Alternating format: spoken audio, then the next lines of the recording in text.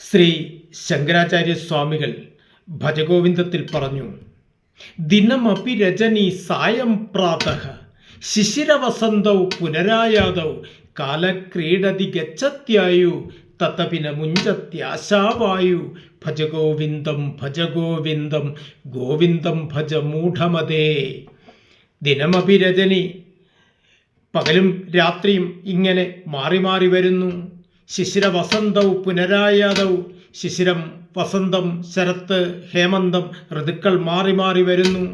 കാലക്രീഡതി ഗച്ഛത്യായു, കാലം വിളയാടുന്നു, ആയുസ് പൊയ്ക്കൊണ്ടേയിരിക്കുന്നു. അപ്പോഴും നമ്മുടെ ആശയാകുന്ന ആ പാശത്തിൽ നിന്ന് ആർക്കും മുക്തനാവാൻ സാധിക്കുന്നില്ല.